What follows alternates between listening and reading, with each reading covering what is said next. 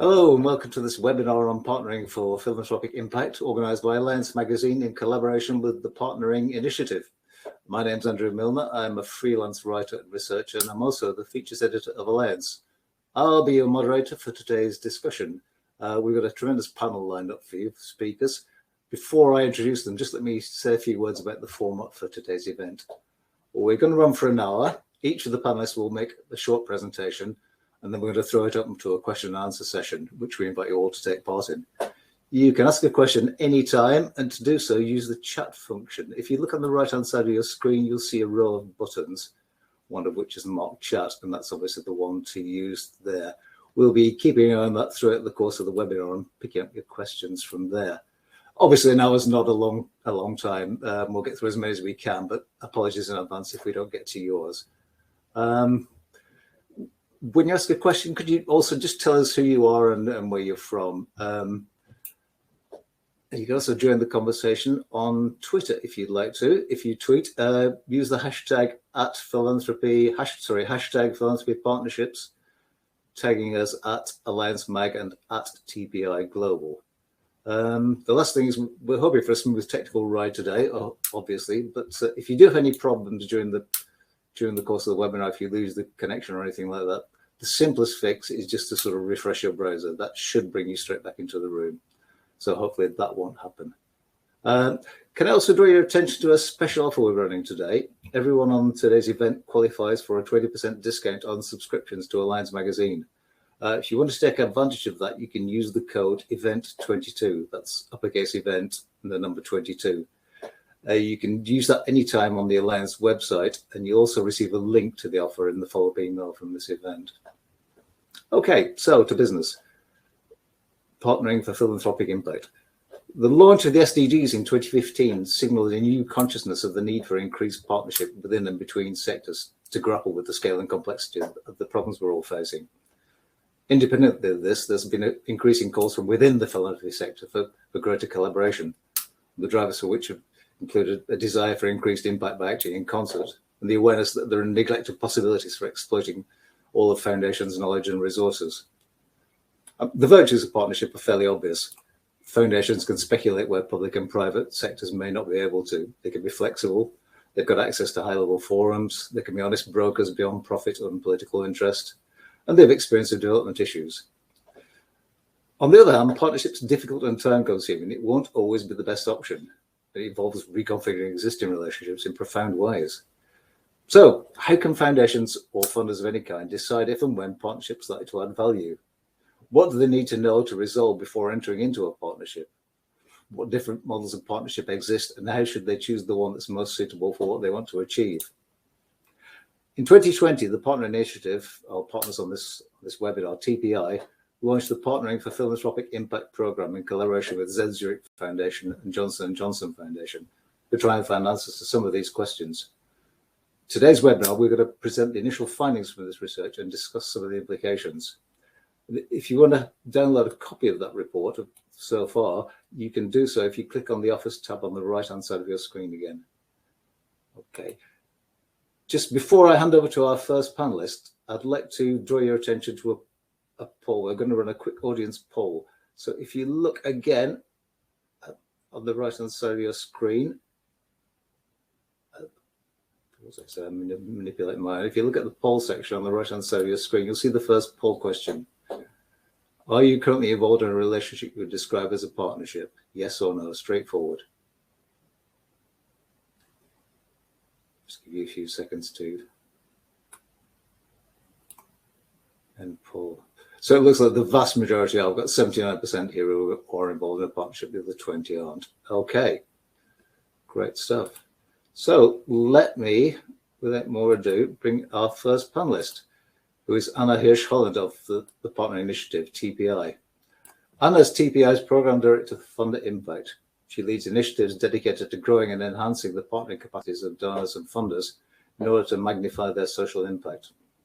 Her work is informed by her background as a recipient of donor funds in the humanitarian and development sector, where she devoted her field-based practice to developing initiatives allowing local communities, particularly grassroots organizations and affected populations, to play a leading role in designing and implementing solutions for sustainable change. Central to this was her work driving institutional transformations in donor and NGO organizations to make them accountable to the populations they're trying to serve. Anna brings a keen awareness of the challenges of achieving just and sustainable change, as well as real passion and belief in the transformative impact that can be generated by communities, civil society, government and funders working together in equitable and genuine partnerships. Anna, welcome to you. Tell us a little bit about the background to TPI. Why was it formed, and what's the specific background to this initiative we're talking about today? Thanks, Andrew, and good morning, good afternoon to everyone on the call today.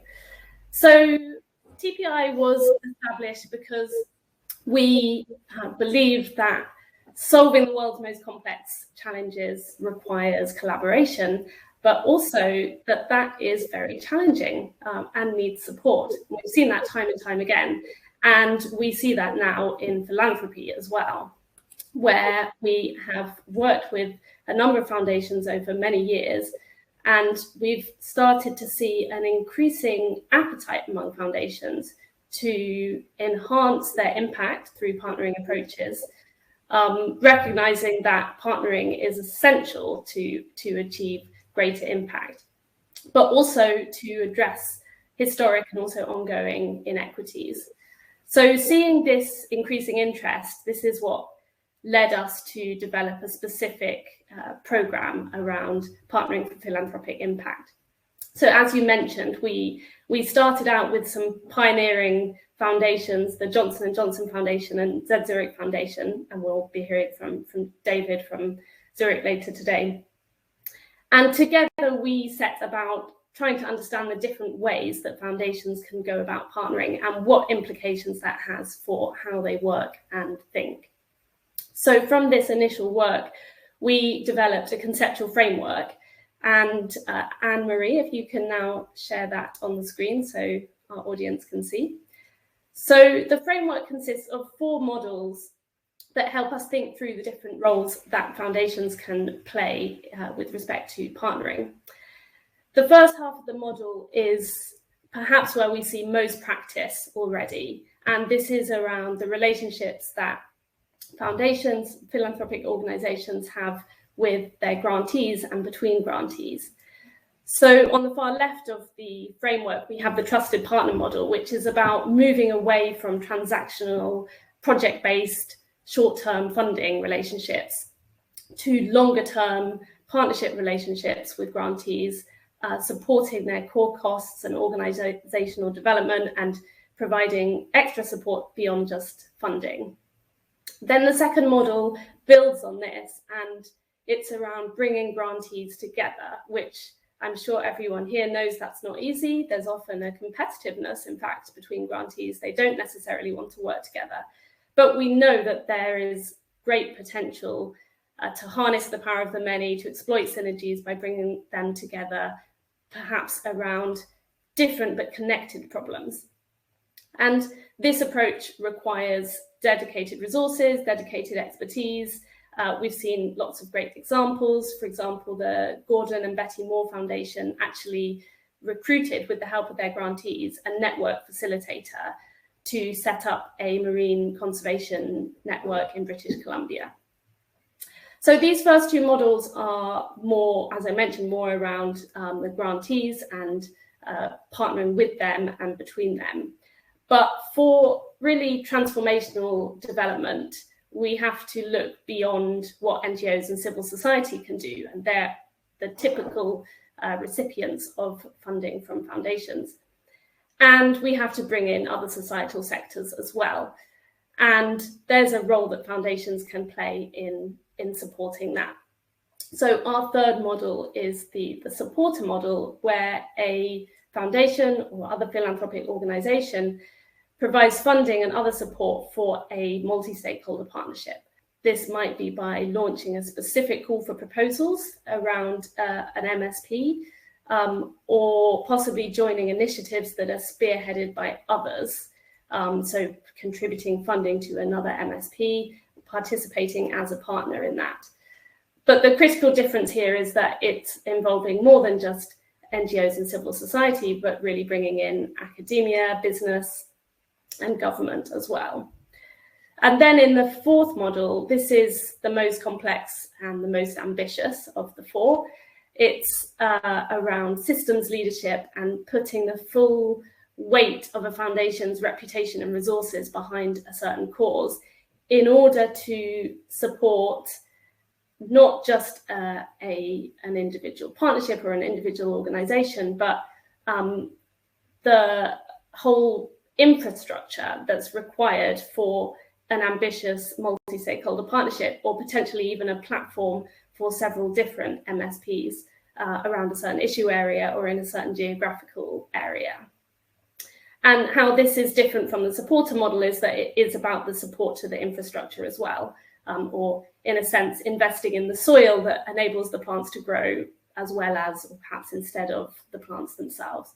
And we've seen many examples of this again, but for example, with the Jacobs Foundation, their Transforming Education in Cocoa Communities initiative, which brought together both civil society, social enterprise, industry, and crucially government in Côte d'Ivoire to try and create a systemic change in the education ecosystem there. So I mentioned a few examples. We've seen many more across all four of these models. And we've also seen that real transformations are needed within the philanthropic organizations who are trying to adopt these approaches.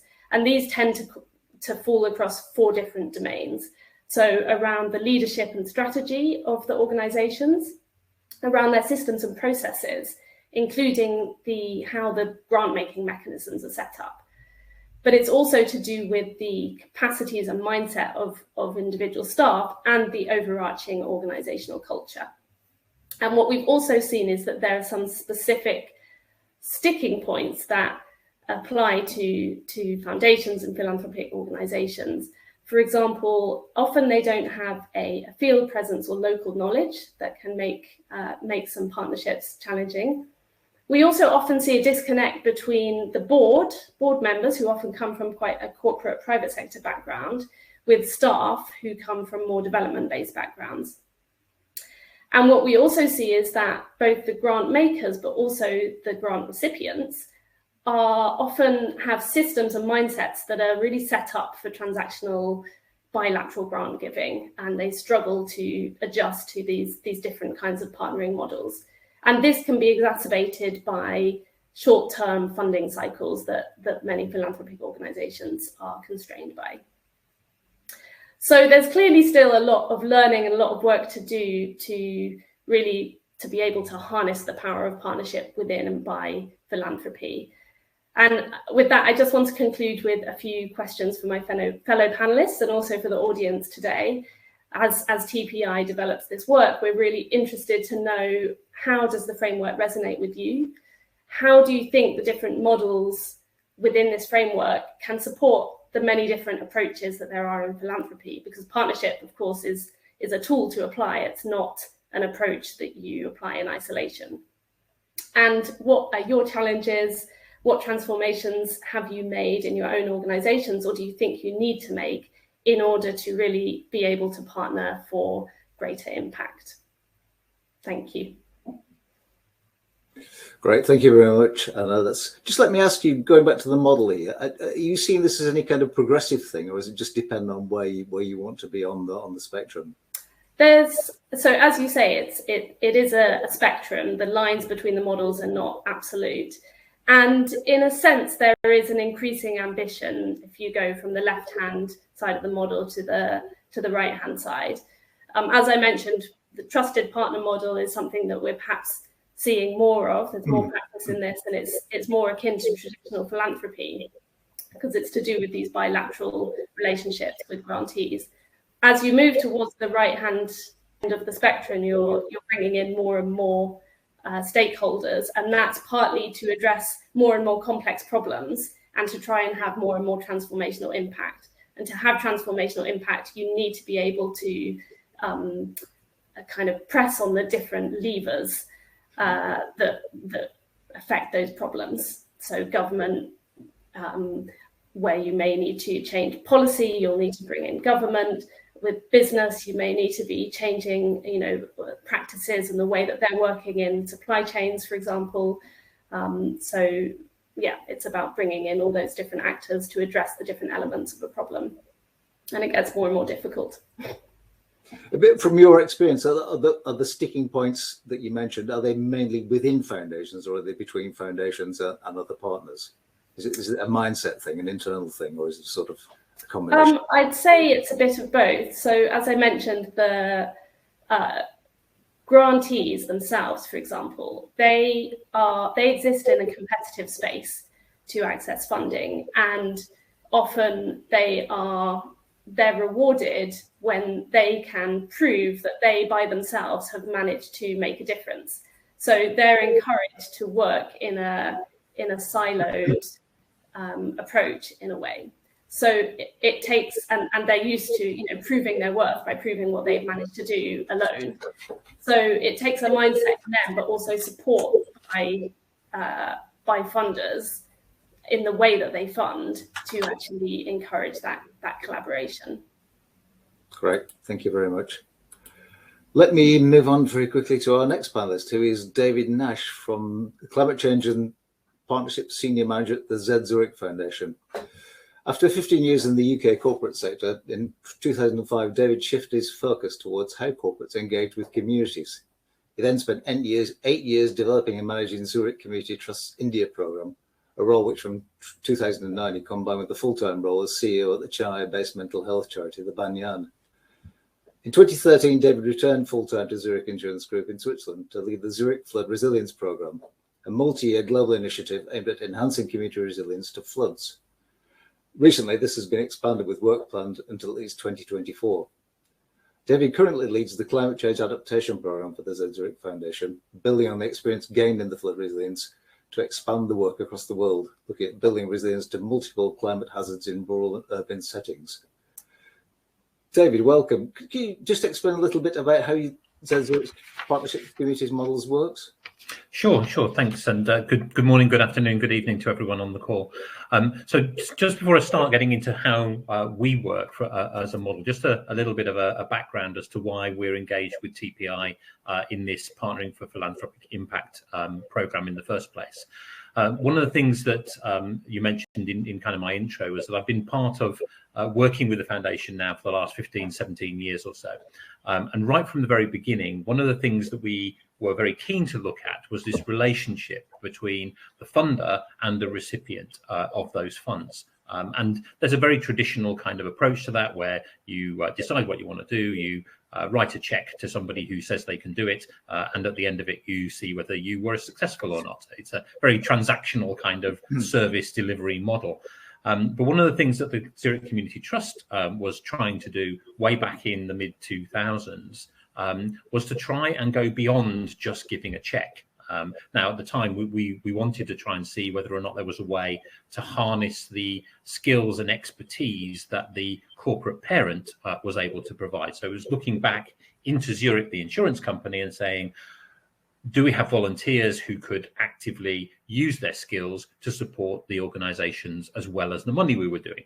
So it wasn't a particularly evolved relationship we were building. It was much more about saying, what else can we donate?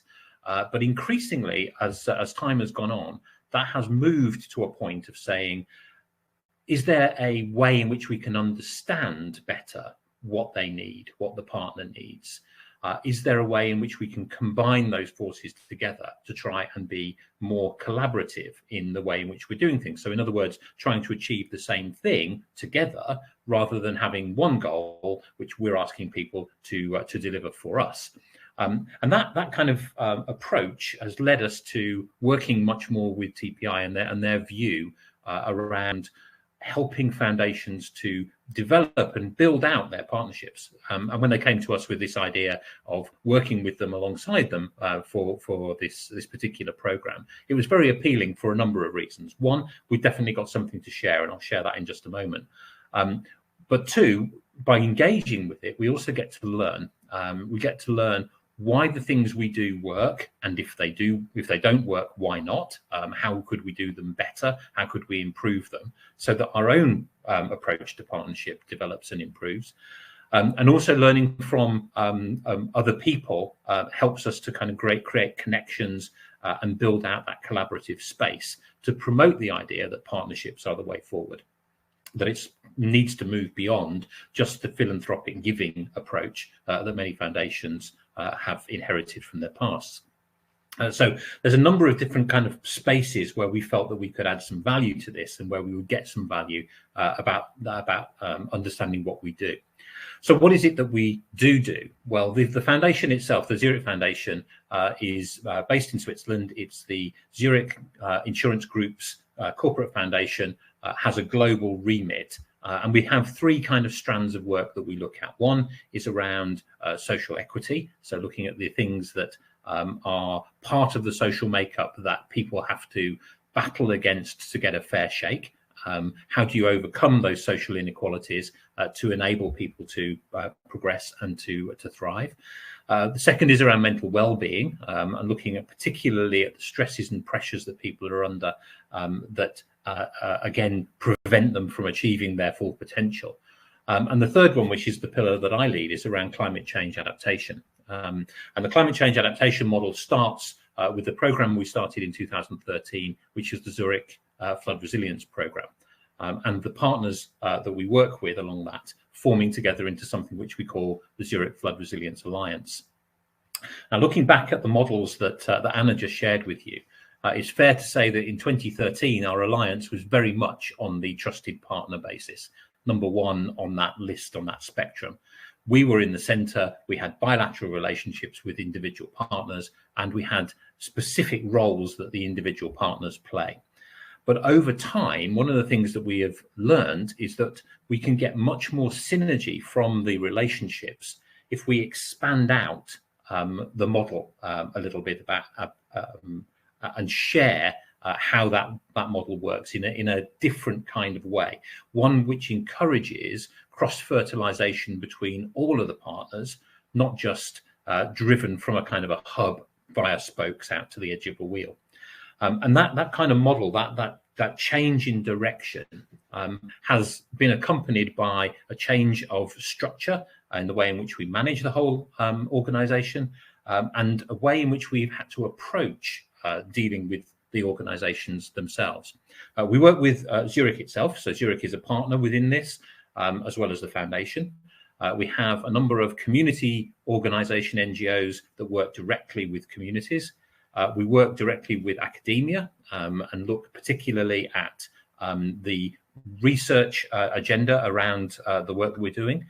We use all of that in an advocacy approach to try and deliver on a wider systems change and involve more and more governments in the way in which we're doing. So what we're trying to do is evolve this partnership model. And in order to do that, we've had to kind of, well, there are two fundamental things that help us do that. One is that we've had to look at what we're trying to achieve collectively. So it's not about Zurich having a vision to say this is what we want to do, and others, and then appointing others as our service representatives who can deliver the job. More, it's about saying collectively, what do we want to do? How do we deliver each of our organization's strategic aims by working in this collaborative way together? So each partner that's joined the alliance, before they were able to join the alliance, before we even had conversations about what we were going to do together, we talked about what we wanted to achieve in the long run. What was our vision for the future? How did we get aligned around the change we wanted to see in the world? And as a result of that alignment, what we have is a group of organizations who are all pulling in the same direction, aiming to try and achieve the same kind of thing. The way in which we're structured then puts us all as equals around a table. And it's one of the big kind of changes to the relationship that we've had. No longer is it driven by Zurich and the foundation sitting in the center dictating where we go. Now it's all about collaboration, consensus, discussion about how we achieve things and how we achieve things together. And that brings me to the second fundamental point that we've had to look at from the building of this partnership, and that's around trust. You can't achieve this diversification of leadership, this ability to say it's not us that controls everything, but it's actually a shared responsibility across the whole of the partnership to deliver on the agenda. unless you can build that trust. And that trust takes time, it takes effort, it takes a lot of kind of give and take, and to understand each other. And so we spend a lot of time talking to each other, building those relationships, understanding how we each function, what we're each trying to achieve, so that we can successfully delegate responsibility throughout the whole organization. And of course, that brings us huge benefits. It brings us a huge amount more management capacity. Instead of having just one organization trying to keep a handle on everything, everybody now takes responsibility for keeping an eye on it. It also gives us the opportunity of huge flexibility. Multiple different dimensions, looking at the same problem enables you to be much more innovative. You have to be flexible to make that really work. And it's not something you can do overnight. But we believe very strongly that this is a model that enables us to be innovative in the space and to therefore achieve results. Great, thank you very much, David. That's wonderful. You mentioned, just as a sort of point of detail, you mentioned about you've moved from this sort of trusted partner position on the spectrum. Where do you see yourself now? Somewhere between connected and supporter, more likely to be supporter than connected. So looking towards this systems transformation piece at the end. We don't have any government partners formally within the work that we do, although we do try and work very closely with governments where we're active on the ground. So it's kind of pushing towards the transformational end of where we're trying to move, trying very much to kind of break that idea that there's something in the center which talks bilaterally to people, to break it out so we're all talking together and we're all collectively together in one systems changing organization. Right. You're talking about your sort of, if you like, your coordinating role and becoming a sort of committee of equals, as it were. How much resistance did you find to that? Because you're dealing with organizations of different types and different sizes, all of which have got expectations. I mean, I suspect the building of trust masks a sort of multitude of headaches and... Yes, you're entirely right, and there are still headaches. There are still parts of the individual organizations that can't quite believe that we've given them the power, that we actually haven't got the power ourselves, and they have the power to make the decisions because they lead a particular work stream or they lead a particular area of work. Some of the biggest challenges have been with, for example, legal and accounting kind of functions within the partner organizations, as they're used to dealing with inflexibility and very transactional kind of reporting. And when you come along with a very flexible kind of approach that says, we'll work together on this and we'll collaborate on it, and if things change, they change. That's a very uncomfortable position for people to find themselves in. So there's been quite a lot of, I wouldn't say resistance. Resistance would be the wrong word. People would genuinely want to try and make this work, but kind of organizational structure behind them isn't really set up to do it. So there's a lot of kind of cajoling and encouraging to get people to kind of move along the lines. I mean, this is one of the things that I think in terms of the future of where this program goes, the TPI program, it's not just about foundations understanding how to build better partnerships. It's also about the voluntary sector, the NGO sector, understanding what changes they would need to make if they were going to be more collaborative partners going forward. Sure. I mean, do you have any top tips? Obviously, the building of trust is the key thing, but is it just a matter of sort of putting in the sort of negotiation time, or are there any sort of things you can do that you would recommend? Well, but certainly the way in which I've approached building relationships is about openness and honesty.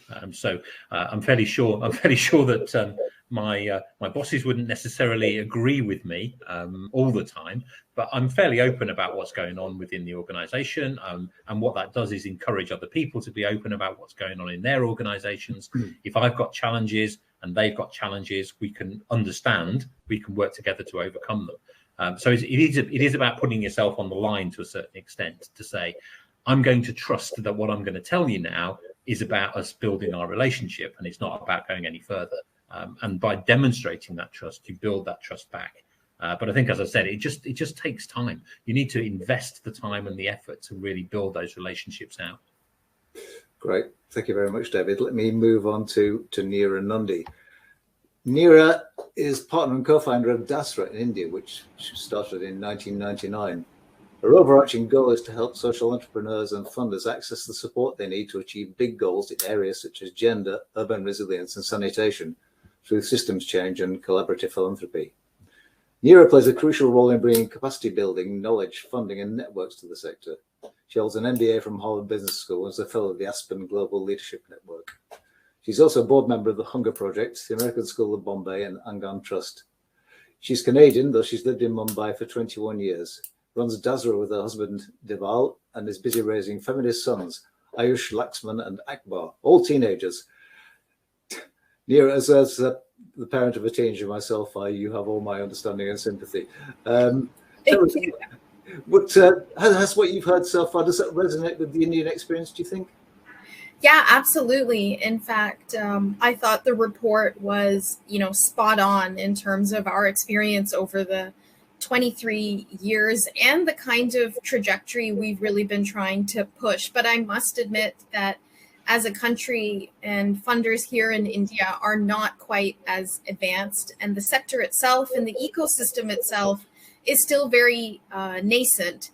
And I think to the opening where, you asked the question about, is it sequenced? I think what we're really trying to push as Dasra is that it doesn't need to be sequenced. You can actually accelerate and move all the way towards enabling the systems leadership kind of construct. And I thought it might be useful just a little bit to speak to Dasra, just so folks see the perspective that we have. And then I thought I'll just end with a couple of things for us to ponder on with our experience, but might add to, the research report that you shared. So basically, Dasra, we call ourselves an intermediary, which is a highly unattractive word, but really trying to bridge the civil society with funders, and now even more with, the government. And over the years, we've influenced about $220 million, worked with about 1,000 different NGOs in India who have probably touched the lives between 90 to 100 million lives. Our network actually is around 300 families and corporates. So in India, we have the 2% CSR bill, which requires companies to give money from their profit. So we've been working with corporates, a lot more with families, as well as government over the years. We're entirely based in Mumbai and entirely focused on India. However, work with funders kind of all over the world. Our work shifted probably about 10 years ago from creating giving circles where we pooled funding from families and supported organizations, build their capacity, and gave them sort of flexible funding, to then recognizing, and I think the report speaks that the one-to-one relationship really won't accelerate social change. And so our mission is to really drive collaborative action to accelerate social change. And so now there's two parts to Dasra. We run right now 5 collaboratives and one side of our work. And the other side of our work, we're really trying to grow local philanthropy, working with families, with new wealth and corporate giving, and trying to have them enter into collaboratives upfront rather than go through this, trusted partner sequencing. And some of that comes from really providing that advice on the ground to families and companies. But if I just focus on the collaborative side, which I think is really trying to push us towards that systems change, we really realized, and David spoke about this, is the need for a common set of outcomes. And so our work in collaboratives started with focusing on adolescent girls. So we have a collaborative that has adolescent girls as its focus, and really around 4 outcomes. And it was the setting up of the common set of outcomes amongst organizations and funders that starts to build that common agenda. And so part of the challenge, even if you're in the trusted partner all the way to the end, I just felt like we need to focus a bit more on setting those common set of outcomes. And how do you break the barriers that it's not around education and health? So our other challenge is that a lot of funding comes in certain colors. And so folks in the sector to actually make the change need that, holistic view. And some of this platform building can pool funds with different kinds of outcomes towards a common set of outcomes. So our adolescent girls focuses on, delaying child marriage, delaying first pregnancy, helping girls stay in school past grade 10. And then finally, really building agency and employability. And that just means you really have to bring in different kind of funding to be able to do that. And that starts to establish a platform that becomes, quite intersectional. And that's really where, as soon as you build that community of practice, you need to start then bringing in a structure. And to David's point, I think what we don't focus enough on upfront is what is that governance process, right? Where are decisions being made? And our challenge right now is a lot of collaborative decision-making still rests with funders.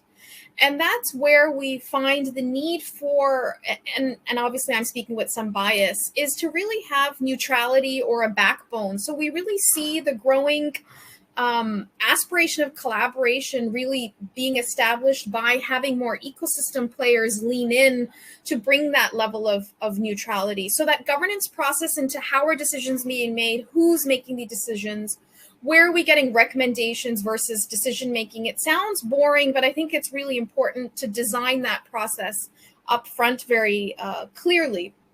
I think the second thing I wanted to add that we've learned through our collaborative, so we have work in adolescent girls. We're also working in urban sanitation at the city level. We're working with vulnerable children. Really, how do you support children to not be in institutional care, but to be in families and in communities?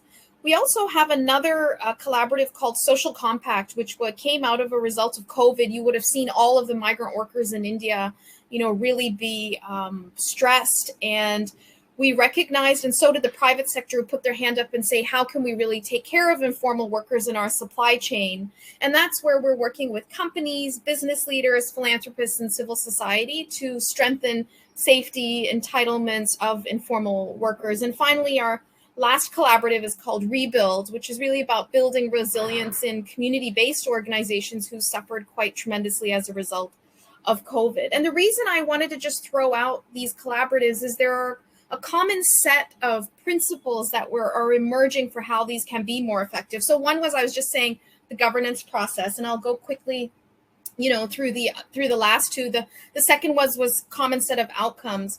But I think more and more what was missing from the report, but did speak to the power dynamic, is are we listening, and are we strengthening our listening practices and feedback loops, whether in the trusted partner or all the way to the systems change. And I think listening tools are more and more important for us to begin to develop, whether it's, data backed or coming from the community or working with organizations on the ground. Funder for Shared Insights has some really great tools they've come up with, but I think it's still very nascent, at least in India, with how we're looking at listening as part of, systems change. I think the last one I wanted to end with, after sort of governance, having common shared of outcomes and listening, is something we call JEDI, which is a take on DEI, but gender, equity, diversity, and inclusion. JEDI, which is where are we being inclusive in the way that we're building these collaboratives? And we have seen that it ends up being very funder driven because that's where the power and resources are.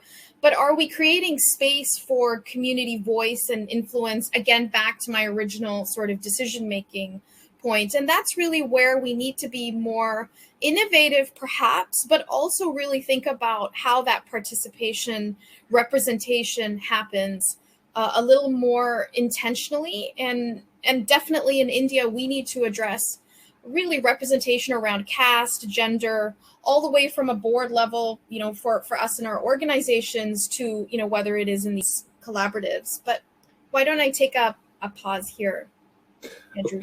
Okay, great. Thank you, Neil. That's great. Just to take up something you mentioned a couple of times there about the sort of collaboratives are still, the decision making is still heavily biased towards the funders because they've got the resources. It's the money talks sort of thing. Is that partly a question not valuing the other resources that other partners bring to the table? Are we not doing that? Yeah. So I think there's value, but it's very soft value, and it's not actually made tangible, which is why I'm saying that there needs to be real design around decision. Ultimately, it's decision making, right? So yes, it can be resources, but who's steering the strategy and who's ultimately making the decision, or Are we building consensus before decisions are made? I think some of those features would be important for us to value more what others are bringing to the table rather than resources. It's also for organizations and partners themselves to see that they are empowered, right? It isn't, and finding voice and having safe spaces to be able to share the challenges that they are in fact facing. I think we do need to work on that. Great, thanks, Neera. I'm going to move on very quickly because time is running. And let me bring in the final speaker, who's Mitali Brzezinski from Co-Impact. Mitali is the Associate Director of Partnerships at Co-Impact, and she supports the CEO and leadership team and manages Co-Impact's relationship with its governing boards and advisors. She's a global health advocate with 20 years' experience across public, private, and non-for-profit sectors. Prior to Co-Impact, Mitali led the global health team at BMA Publishing Group, where she co-designed and led a pandemic preparedness program to improve the detection, diagnosis, and management of infectious diseases, which was recognized by the Global Center for Security Policy and won an award for innovation. Mitali has also played a key role in making risk communication a central issue for managing epidemics and pandemics as part of an EU finance program following the SARS outbreak. She successfully established bilateral and multilateral partnerships, including with the World Health Organization, the US Department of Defense, the UK Foreign Office, and the Asian Development Bank to deliver programs across Europe, the Middle East, Central and Southeast Asia. She has established and managed advisory boards in many countries, including both ministerial and sector-wide representation, which have been instrumental in securing both political and community-level support for programs to ensure sustainability. Mitali, after all that, I'm out of breath. What I can say to you about that, give us the benefit of your experience, please do. Thank you. Thanks for that introduction. I'm really excited to be here today, actually. So thank you for the invitation to be on the panel, and was so delighted to see this report. The Fit for Partnering approach really resonated with my experience across all sectors, and it aligns so well with where I am now at Co-Impact. So I do hope that it really creates some momentum around collaborative philanthropy and recognition for the importance of partnerships, both between foundations and philanthropists, but also, as David said, with program partners, governments, and grassroots organisations and other key actors in systems. So I've been with Co-Impact since September, and Co-Impact basically pools funding from donors across the world, and then we support local women-led organisations to drive impact at scale in the global south. And as you mentioned, I've actually worked on the program partner or grantee side for many years. And I can tell you that there's nothing more frustrating than when I've seen funders who have aligned agendas where there are synergies and opportunities, but where they're not collaborating with one another. In my experience, no matter what sector you're in or what you want to achieve, partnerships have been crucial. And, you know, I've often been asked, and I'm actually interested in the answer from other people, is what is it that makes a strong partnership? And as David has again mentioned, you know, it can all make sense but on paper and still not work out. And the pillars for a great partnership really are trust, shared values, shared purpose and goals, aligned incentives. But ultimately, really, in my experience, it's come down to people who like and respect each other, who can and want to work together and have that vision and belief in what the partnership can achieve. And then they're also willing to have that tenacity to drive it forward. So I think everything that's reflected in the report that you've published. So at Co-Impact, our vision's a world where all people can live fulfilling lives, where systems and societies are just and inclusive. But the reality is that to achieve the scale of change that we want to see, no individual can give enough, and no one organisation or two organisations can do this alone. It's going to take collective action of multiple and diverse actors, including government. So we need to come together at all levels to develop that vision and deliver that vision for what the world should look like. So collaboration and partnership building are fundamental to the ethos of Co-Impact, and vital for achieving that transformation that we want to see.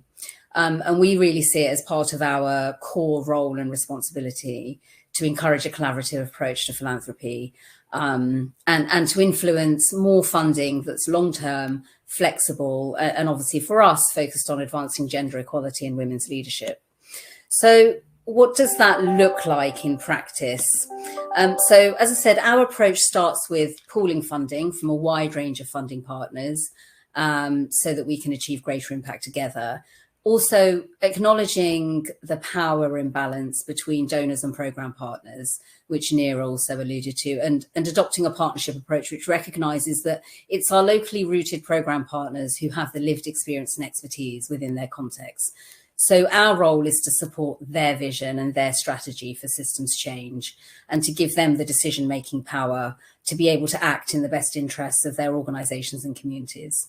So we support programme partners to build sector-wide coalitions, as I said, including with governments, because recognising that that's what's going to lead to sustainable change. We also ourselves create alliances with feminist networks, governments and funds, as I said, from family foundations to corporate foundations, individual philanthropists and others. And then finally, just to echo Neera again, central to us is also having that curious and learning mindset. So we're constantly listening and learning so that we can keep evolving and adapting our approach and the work that we do. So I'm just really excited. Having worked with government and in public sector and private sector, I just think foundations and philanthropists have so much potential to really lead the way and catalyse a new way of delivering major systemic change that's lasting, because they're not bound by the same restriction as governments and bilateral and multilateral funders. They can have the vision and freedom to really make large-scale change. But there are challenges. And in our experience, one of our challenges is in relation to collaboratives, is that by pooling funding, donors have to accept that they do relinquish a degree of control. And they have to accept that the outcomes of initiatives and the design of initiatives and our programme partners' vision is prioritised ahead of any individual or organisational goals and objectives, and having that humility to take that on board and accept that, you know, whilst they may have the funding, they're not necessarily the experts in how that funding should be utilised. And we did some research on this last year and published a report which is open access on promoting higher impact philanthropy and the lessons that we've learned, which outlines a typology of philanthropists. So I think it's important to think about where funding partners are in their journey of giving and in their understanding of development when you think about who to partner with, how to partner and what to partner on. And I think timing and readiness for partnership is probably one of the most important factors. So I know we're tight on time, so I'm going to stop soon, but just to reiterate that I really do believe that donor collaboratives are the future and have the potential to transform the philanthropy space by taking the intermediary broker type role that Co-Impact has between the donors and the recipients of funding. You know, we have the potential to take away some of the burden from both sides, from donors in terms of being able to use our research and expertise and connections to help channel the resources where they're most needed for maximum impact, but also from the programme partners by removing the kind of administrative and reporting burdens that can arise by having to work with multiple different donors with multiple different sets of expectations and requirements, which is also especially important for smaller grassroots level organisations. You know, we need to free them up so that their time and expertise is spent on the critical work that they're doing. So I'll leave it there and obviously happy to take questions. Mitali, thanks very much. Just before you go, just give us the benefit of your experience from all sides of this sort of ring, if you like, from your, you know, what are the biggest sticking points for the private sector, say, or from the government sector? I mean, what are the things that they think, oh, I wish they knew that, I wish they could understand that? I think the biggest thing is to understand one another's organisations and what the kind of drivers and motivators and the way that decisions are made in organisations, because whilst everyone might have the same ultimate objective and goal, they all internally have different requirements in terms of delivering that goal and why they're doing that. So I think it's understanding that and then having a healthy amount of respect and trust around that, because just because you're profit making, for example, doesn't mean that you're a bad organization or that your values aren't aligned or that you're not trying to do the right thing. So I think it's understanding each other's organization and over time being able to build that trust in one another and understand where you can collaborate and perhaps where you can't collaborate as well. And I know there was the point about competition between program partners. And I think it's not just the trust and understanding at a government level or, you know, at a profit-making organization, commercial organization level. It's also that trust between program partners that can alleviate some of the tensions around competition. And I think program partners can work together, and they do work together very often, but they've got to find that space for doing that. And I think when donors are thinking about how they're funding initiatives, they also have to think about what their role in that is and how they can encourage more collaboration amongst program partners rather than competition.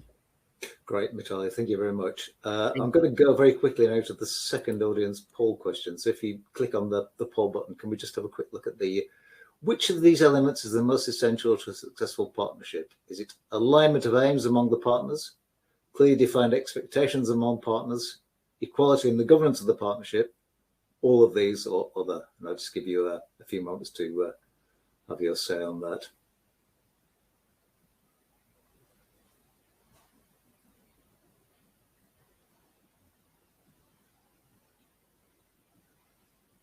Okay, let's end the poll there, shall we?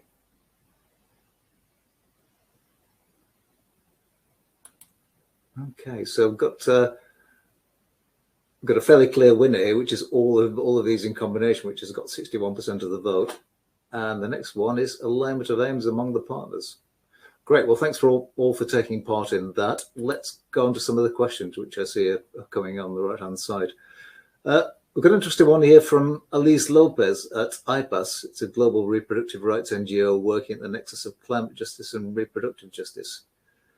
How have you engaged with foundation and NGO leaders working on decolonization in the global development sector? What are your thoughts on this growing movement? Who wants to take that? This is slightly a wild card. Mitali, Neera, yes, can I come to you on this one? Great. Yeah, sure. It's a great question, and I think it's something we're really trying to do in India because we actually don't have a lot of flexibility with foreign funding, even though that is, you know, such a great source of funding for the country. So the government has come in with very strict regulations that are really constricting organizations from being able to do exactly, you know, this kind of work that you've listed here. So there's just a growing need to build local philanthropy, and it's probably the same in other countries. But definitely here in India, what needs to happen is to create a movement of giving domestically. So whether it's families or companies, and that hand-holding will need organizations to be able to do that. So it has to come from local facilitation of it. But that being said, we cannot underestimate how important that foreign source of funding actually has been for the sector. But the regulations now came in, so you're not allowed to even sub-grant. So there used to be these hubs that would receive funding and then be able to fund more grassroots, smaller organizations, but there's no sub-granting allowed here. So I think to be able to decolonize seems to be something the government's trying to maybe do, but I think there's better ways to do it.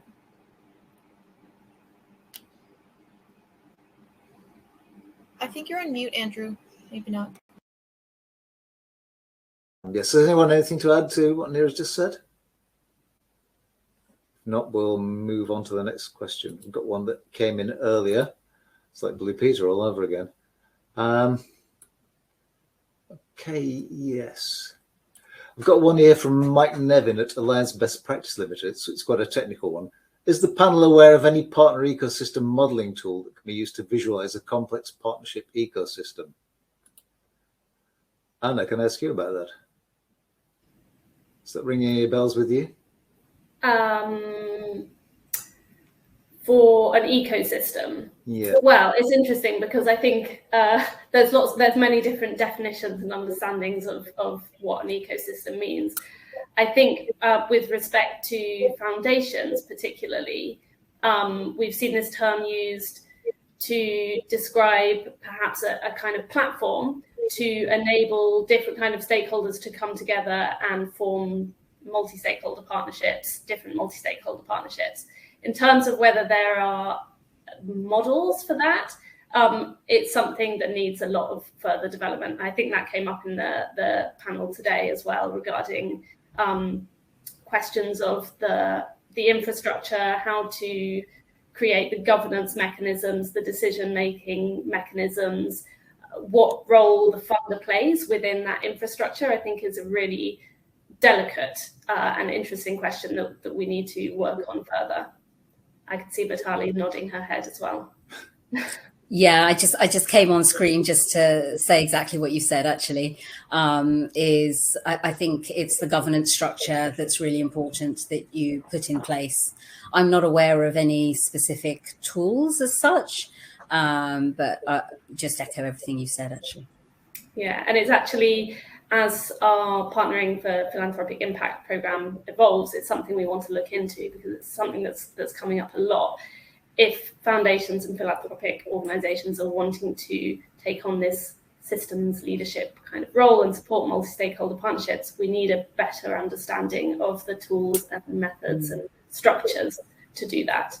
Yeah, I mean, I think one of the things as well is making sure that there's robust political economy analysis that's done at the beginning and the design phase of an initiative, and really doing that mapping on the ground with that contextualized knowledge. So I would say political economy analysis is kind of essential in understanding the key actors in a system, however we choose to define that ecosystem.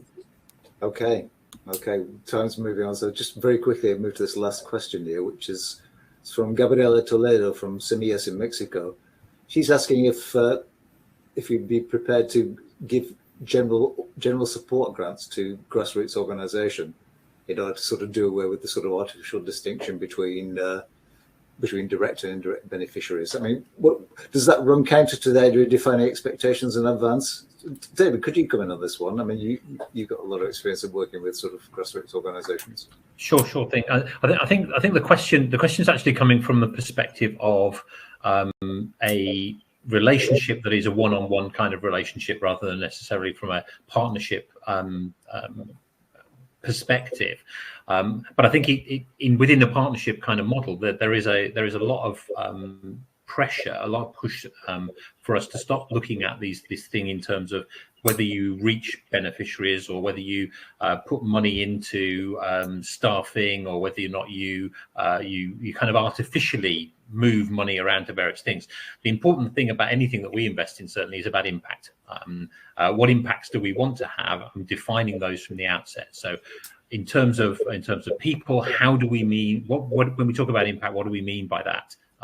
Is it about reaching them? Because I can send out 10 million leaflets and reach 10 million people, and I can put a tick in the box saying that I've got an impact. But how much change has actually happened with that? And the chances are it's very little. So you need to think about what impact you want to have, then fund it to make sure that you reach the impact that you want. Now, that might mean that you're funding advocacy aims. It might mean you're funding organisations' running costs to ensure that they can deliver the services on the ground. It might mean that you're providing particular kinds of material that organisations require in order to be able to reach beneficiaries. All of it needs to be thought of not in terms of this artificial, this is funding an organisation, this is funding an outcome, but more in terms of the impact that you have overall for the whole of the funding. And that way you stop this artificial, in my head anyway, the artificial stuff of saying that some things are important to fund and some things you just don't. When it's one of the benefits of running an organisation. So I ran the Banyan in Chennai in India. One of the benefits of doing that is recognizing that I couldn't have done that unless I'd had my senior team around me, unless I'd had my fundraisers around me, unless the lights were on in the office, unless I could get the cars to take people to meet the beneficiary, the clients that we were working with. All of that is always difficult to fund if you put it in the terms of, can you fund costs? And what we need to think about is actually, can you fund impact? And if you can fund impact, then how you achieve that is about how you efficiently achieve it, not necessarily not funding particular things or funding particular things. Thanks, David. We're almost out of time. So can I come to each of you in turn for just a quick last reaction, kind of takeaway? Mitali, going to start with you since you went last as a panelist.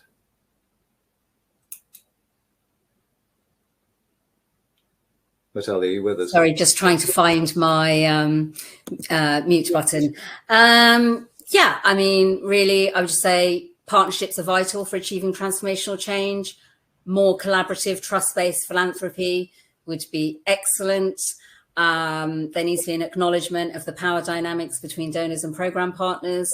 And we can only achieve the transformational change that I think we're all looking to achieve and achieve the SDGs in partnership.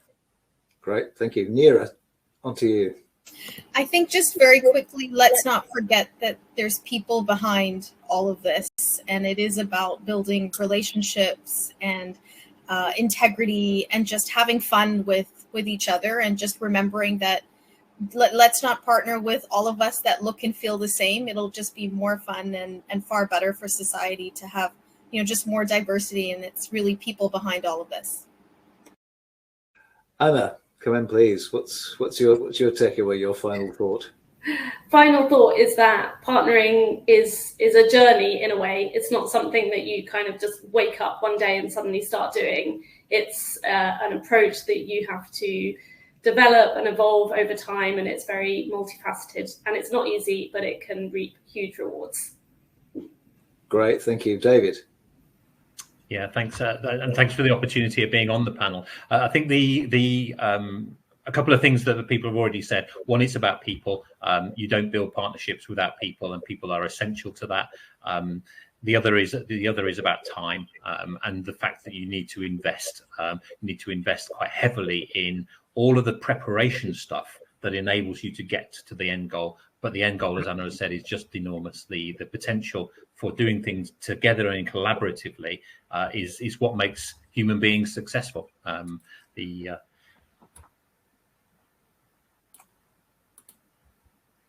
Great, thank you very much. Speaking of time, it's very appropriately, it's Wigan Charities hurrying near. In fact, it's almost upon us.